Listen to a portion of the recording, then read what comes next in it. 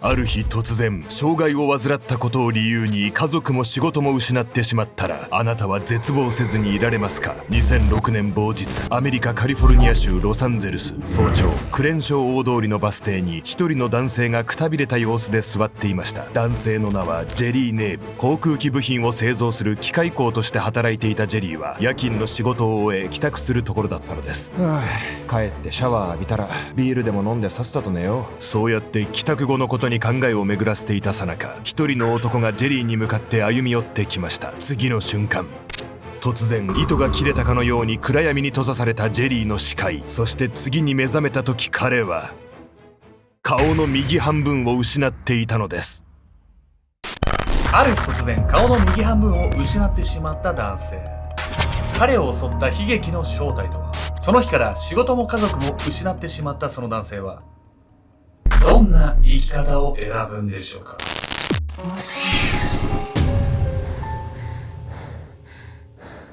放送スケンちゃんです。みやみこんです。めちゃくちゃ私野球好きなんですけれどもさ、今めちゃくちゃ暑い時期なの。なんでかわかる？なんでかわかる？なんで？いわゆるポストシーズンって言われるやつで。ポストシーズン？うん。郵便配達。いやもうポストの意味。シーズンの後ってことなんだけど、ね、そう。リーグ戦が終わって、もう最終的に、まあメジャーリーグだったらアメリカ1、日本だったら日本1を決めるっていうリーグ戦が行われて、特に今ね、メジャーリーグがとっても面白いの。誰か知ってる？日本人選手。大谷翔平。それはすぐ出てきなさい。他にもいるでしょ？松井秀喜。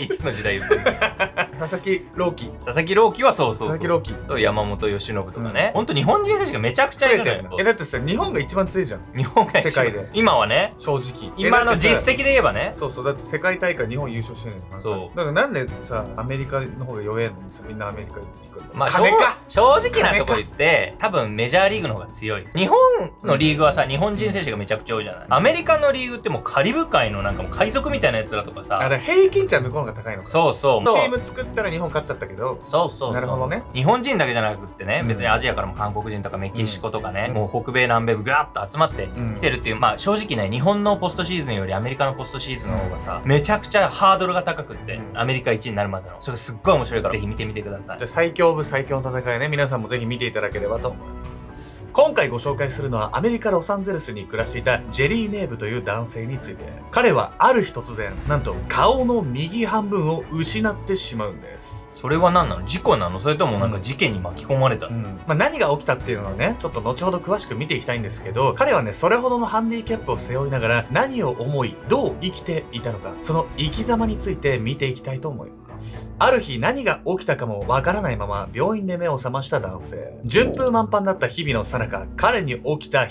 劇とは？眠りから覚めて。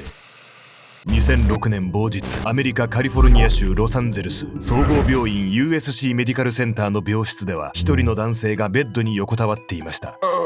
小さくうめき声を上げたその男性、続けて聞こえてきたのは医師の声でした。気がつきましたか？まるで遥か遠くから呼びかけているかのように、かすかな音量で響く医師の声。しかしその医師は確かに男性の隣に立っていました。正確に言えば雰囲気で医師だとはわかるものの、男性にはその姿もおぼろげにしか見えていません。もう数ヶ月眠ったままだったんですよ。無事に目が覚めてよかった。数ヶ月も？どうしてそんな？男性は医師の言葉に理解が追いつかないまま、数ヶ月前自身の身に何が起こったのか、その日の出来事を思い返していました。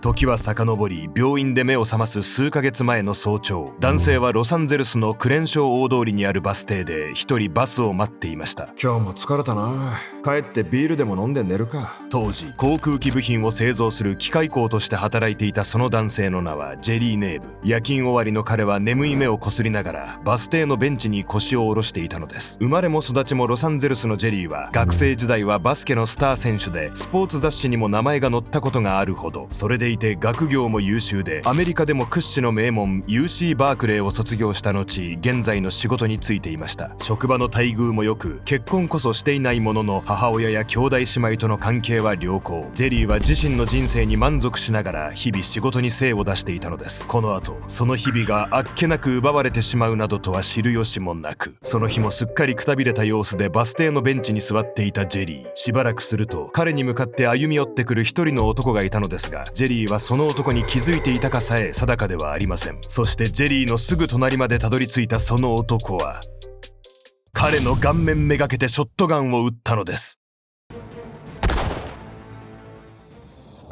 その事件から数ヶ月間眠ったままだったジェリー。彼は医師からの話で初めて自分が銃撃に遭ったことを知りました。いやいや、顔面にショットガン撃たれたって、それでよく生きてたわね。まあそれだけでもね、奇跡的なことではあったんですけれども、後遺症はかなり深刻だったんです。至近距離で顔面に弾丸を浴びながらジェリーは奇跡的に一命を取り留めました。そして実は彼が助かったのは至近距離から撃たれたからこそだったのです。ジェリーを襲ったショットガンは多数の小さな弾丸が詰まったケースを射出し、広範囲に弾丸が散らばって飛んでいく散弾を使用した銃。彼は至近距離で撃たれたため散弾が散らばる前の段階で顔に当たっており、ダメージは顔の右半分にとどまっていました。もしもう少し離れた位置から銃撃が行われていればジェリーの頭は丸ごと吹き飛んでいたと言います。医師は言いました。あなたが助かったのは本当に奇跡ですよ。なんて言ったって病院に運ばれてきた時にあなたの顔から脳みそがぶら下がっている状態でしたから。血の気が引く思いのジェリーをよそに、ここから医師は顔面の再建に約23時間の手術が必要だったことを説明。ジェリーは前頭葉を一部切除したことや顔の再建に足の皮膚を使ったこと、頭蓋骨がボルトで固定されていることなどを知ったのです。目が覚めた時、医師の声が遠く聞こえたのは顔の半分を失った彼の耳が元々の 50% しか聞こえなくなってしまっていたため、おぼろげにしか医師の姿が見えなかったのは右目を失ったほか左目の視力もぼやけてしまっていたため、さらにジェリーは鼻からの呼吸ができず嗅覚も完全になくなってしまっていました。また左腕も打たれていた彼はその腕をまっすぐに伸ばすことができなくなり、歩行の際もうまくバランスが取れなくなったのです。このように多くの後遺症を残しながら結局誰が何のためにジェリーを撃ったのかは分からずじまい、犯人は逮捕も特定もされないまま彼だけが運命に翻弄される結果となってしまったのです。いやもう生きてて本当に良かったんだけど、ちょっとこの後遺症はこの後本当に生きてるのも辛くなるぐらい傍から見てるとね、そんな後遺症よね。周りの支援が必要になってきますよね。ジェリーはね、家族には恵まれていたはずなんですが、実はここから十分な支援を受けられなかったんです。一人きりの人生。銃撃事件の後、ジェリーの人生はそれまでとは一変しました。数ヶ月間眠ったままで、目覚めた後も深刻な後遺症を負った状態では機械工への復職も不可能。またジェリーは母親と兄弟姉妹いずれも良好な関係にありましたが、事件の後は全員と絶縁してしまいました。家族と疎遠になった理由についてジェリーの口からは直接的なことは語られていません。しかし彼のその後の生活を鑑みると、なぜ家族と距離を置いたのか、その理由もどことなく見えてくるのです。退院する頃には家族を失い、一人で生活を成り立たせなければならなかったジェリーはスラム街へたどり着き、そこでホームレスとして暮らし始めました。ジェリーは連邦裁判所のビルを寝床にしており、そこにいつもやってくる警察官とも親しくしていたといいます。そんなある日のこと、ジェリーは突然記憶をなくし、なぜそこにいるのかもわからない状況で病院で目覚めたことがありました。付き添いには親しくしていた警察官が、そして彼は言いました。ジェリー、お前大変な騒ぎだったんだからな。何の話か見当もつかず、ジェリーは眉を潜めます。すると警察官はこう続けたのです。お前顔中血だらけで倒れてたんだよ。それで救急隊員が来たんだけど、そしたらお前俺から銃を奪って救急隊員を撃とうとしたんだぞ。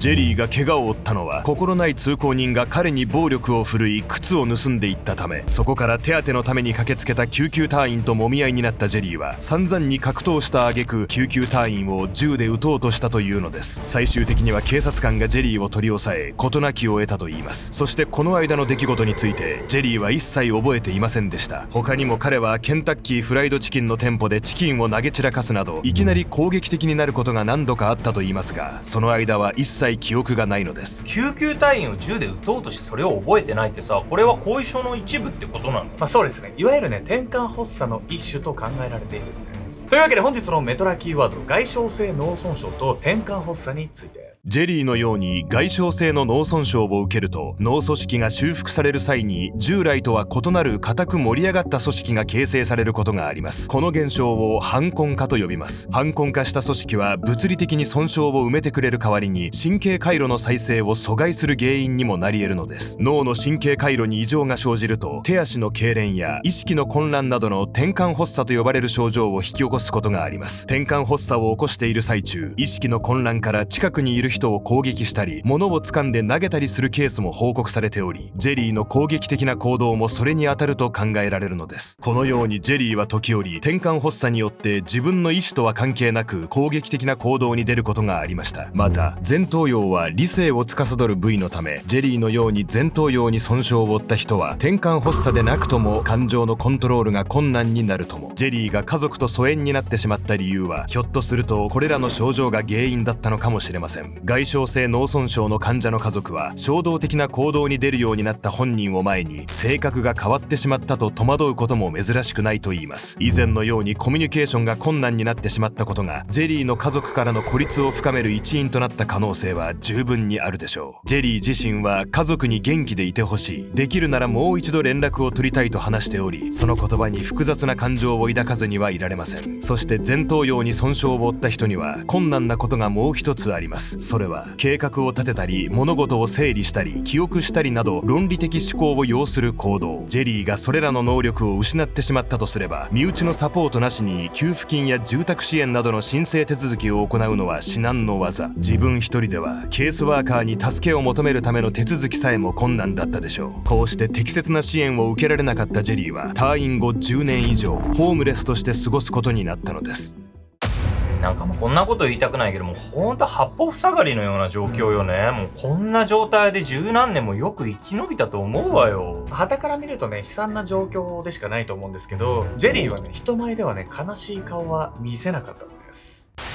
気持ち一つでジェリーがホームレスとなって十数年。その日も彼は毛布をかぶった姿で通りの片隅に座り、街並みを眺めていた。街行く人たちの多くはちらりとこちらを見たかと思えば、眉間にシワを寄せすぐに目を背けてしまう。顔の右半分を失ってしまったジェリーの姿を恐ろしく感じる人はやはり少なくない。しかし、おじさんこんにちは、元気？多くの人がジェリーから目を背ける中で、無邪気に彼に話しかけてきた小さな子供。その子はジェリーの隣に嬉しそうに腰を下ろし、しばらく話した後去っていった。彼だけではない。いやージェリー久しぶりだね。一緒に飯でも食いに行かないか？その後もジェリーと話すのを楽しみにやってくる人は何人もいた。その理由は、彼がいくら怖がられようと軽蔑の目を向けられようと、どんな時でも笑っているから。その笑顔に引き寄せられ、ジェリーと話しに来る人たちがいるのだ。その笑顔の理由を彼はこう語る。落ち込む理由なんて山ほどあるんだよ。でも俺はそういう言い訳を絶対に使わない。生きてるだけで幸せなんだ、